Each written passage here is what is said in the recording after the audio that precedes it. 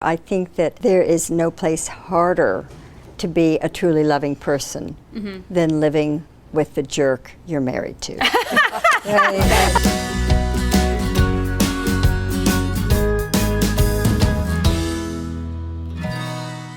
Is true forgiveness ever possible? And if so, what does it take for someone to really forgive, and not keep holding on to those bitter feelings? Well, I definitely believe that forgiveness is possible. Actually, there's a couple of ways of looking at it. A few months ago, Hillary Clinton was being interviewed, and somebody said, well, how could you forgive Bill? And she said, I didn't do it for him, I did it for me. Great. And it's a great answer. Yes.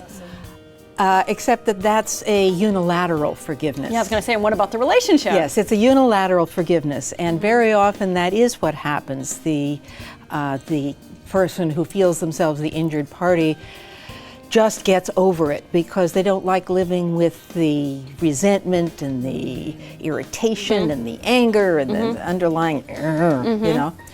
So very often the injured party just sort of says, well, okay, and lets it go.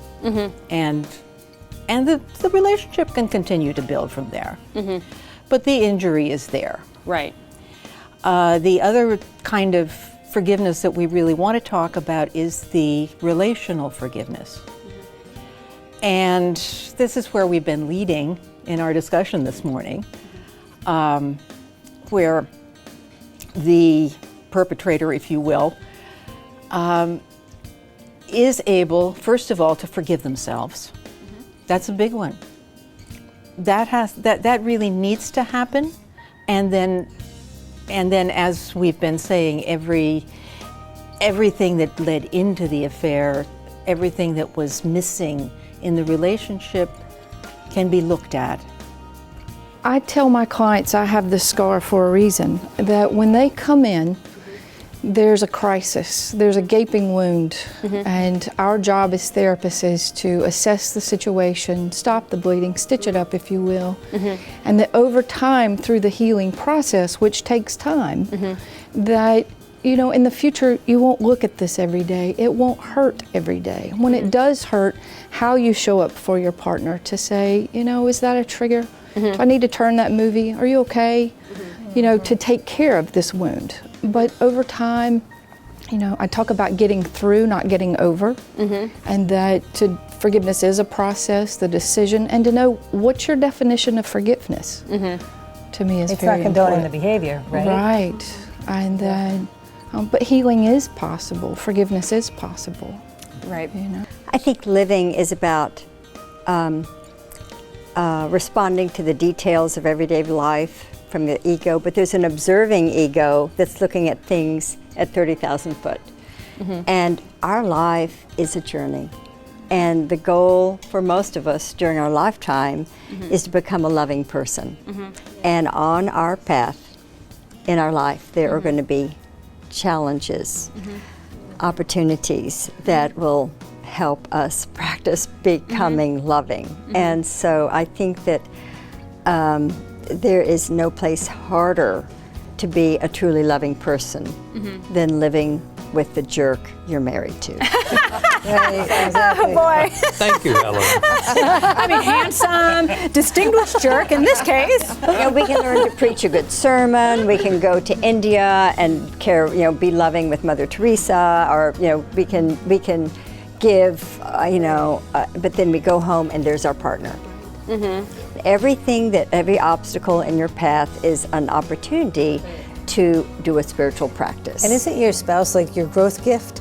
I mean, Absolutely. they can give you so many opportunities to become a better person as you learn to forgive and communicate in a healthier way and all that. So it's like the sand in the oyster. That's what I say in my workshop. I say, you know, the sand in the oyster, it's gritty and it's annoying to the oyster, but it produces this beautiful pearl. So I like to tell that analogy to my clients to give them some hope, you know.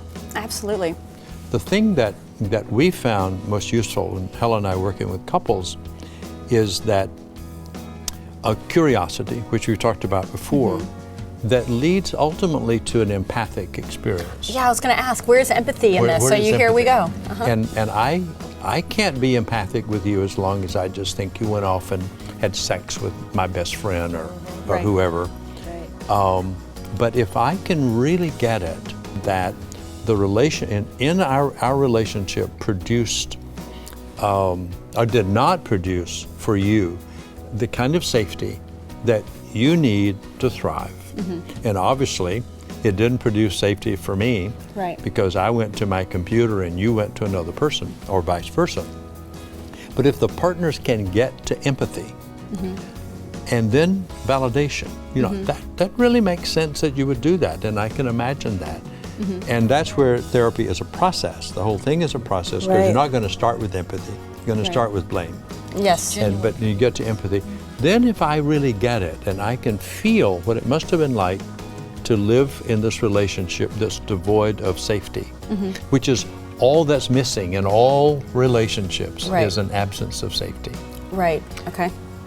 This has been a great discussion, and it's heartening when you think about forgiveness and whether it's been from an affair or any hurt, that not only is forgiveness possible, but it frankly is imperative. Because if you hold on to that bitterness and recriminations, the relationship will fail, or you'll just be in misery. So the answer is to create safety in the relationship and to move on in a very intentional way, so that the relationship can thrive and the space between us can be filled with love.